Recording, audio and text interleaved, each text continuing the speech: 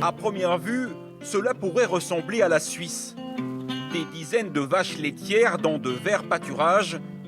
Pourtant, nous sommes bien au Rwanda, où ces bovins règnent désormais en maître sur le pays des 1000 collines. Dans ce bar de quartier à Kigali, les consommateurs n'ont d'ailleurs pas le choix. Ici, on ne sert que du lait bien crémeux. D'immenses pintes de lait que les clients boivent à une vitesse folle. Installé sur son habituelle chaise en plastique au plus près de la cuve, John savoure son premier verre de la journée. Pour moi, c'est impossible de passer une journée sans boire de lait. J'aime ça plus que la nourriture. Le matin, la première chose que je bois, c'est du lait. Le midi, je reviens ici. Et le soir, après le travail, c'est pareil. Ce bar à lait est loin d'être une exception. Il y en a plusieurs centaines, rien que dans la capitale. Cette forte demande est le résultat d'une politique lancée il y a près de 30 ans, en 1994, au lendemain du génocide. Des vaches ont alors été importées des Pays-Bas et de la Suisse pour relancer l'économie et particulièrement l'élevage. Dans les années qui ont suivi, plus de 400 000 bêtes ont été distribuées gratuitement aux familles les plus pauvres. C'est le cas de Gilbert et sa vache a changé sa vie. J'aime vraiment cette vache. Elle produit 5 litres de lait par jour. Je peux ensuite le vendre à la laiterie. Ça me fait un peu d'argent pour joindre les deux bouts. Avec ce lait, il gagne un peu plus de 30 € par mois. Une belle somme ici. Et il peut aussi nourrir ses enfants directement, après la traite. Allez, bois encore. Bois un peu.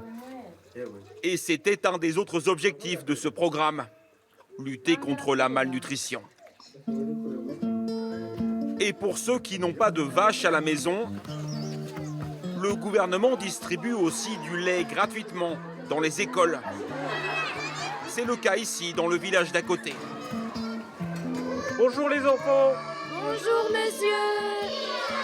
Peter est l'un des responsables du projet. Ce matin, il fait le tour des classes, les bras chargés. Tiens, bois un peu. On distribue du lait parce que quand un enfant étudie en ayant suffisamment mangé, ça évite le décrochage scolaire.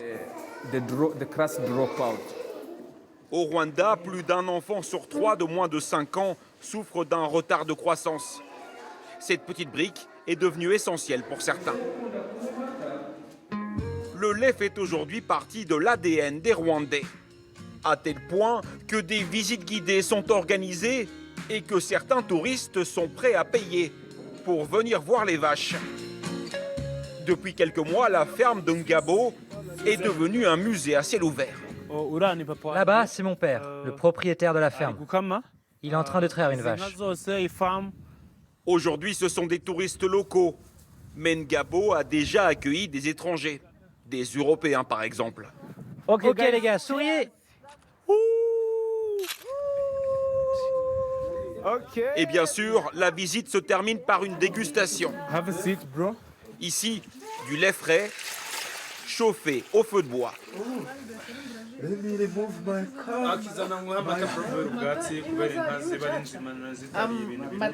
Ce lait est si doux, c'est délicieux. Vraiment, le lait de cette région est différent des autres. On sent qu'il est naturel. Quand je reçois des touristes chez moi, qu'ils sont heureux, qu'ils goûtent le lait, c'est toute la tradition rwandaise qui revit. La légende dit que le lait du Rwanda aurait un goût unique au monde. Une chose est sûre, au pays des 1000 collines, il fait l'unanimité.